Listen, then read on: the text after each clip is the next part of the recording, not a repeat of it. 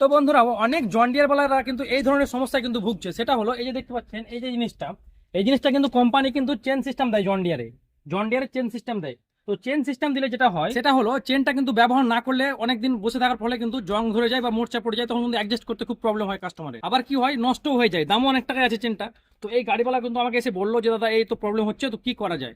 তো আমি তাকে বললাম যে এই যে সিস্টেমটা দেখছেন, এই যে স্টেবিলাইজার সিস্টেমটা, এই সিস্টেমটা করো, আশা করছি চেনের থেকে অনেক ভালো লাগবে চালাতে। তো কাস্টমার তো এটা করতে চাইছিল না, তো আমি ওকে বললাম যে তুমি লাগাও, আগের থেকে অনেক ভালো লাগবে চালাতে, আর ব্যবহার করতে খুব ইজি। এটা আজকে আপনাদেরকে দেখাবো যে গাড়িওয়ালা কতটা খুশি আছে এটা লাগার পরে, বা ব্যবহার করতে কেমন আছে কাস্টমারের মুখ থেকে আপনারা জানুন বা শুনুন। তো গাড়িটা হলো আমাদের মানিকদার, তো মানিকদারকে জিজ্ঞেস করো। তো মানিক দেখেন, শুনো, এই যে সিস্টেমটা করে দেওয়ার পর থেকে তোমার কেমন লাগছে ব্যবহার করতে? কোম্পানি থেকে আমাকে চেন সিস্টেম দিয়েছিল। হ্যাঁ, গাড়িটা অনেকদিন বসে থাকার জন্য হ্যাঁ, জং ধরে যাচ্ছে। হ্যাঁ। আমার খুব অসুবিধা হচ্ছে। শামসুলদা আমাকে বললে যে একটা আমি সিস্টেম করে দেবো।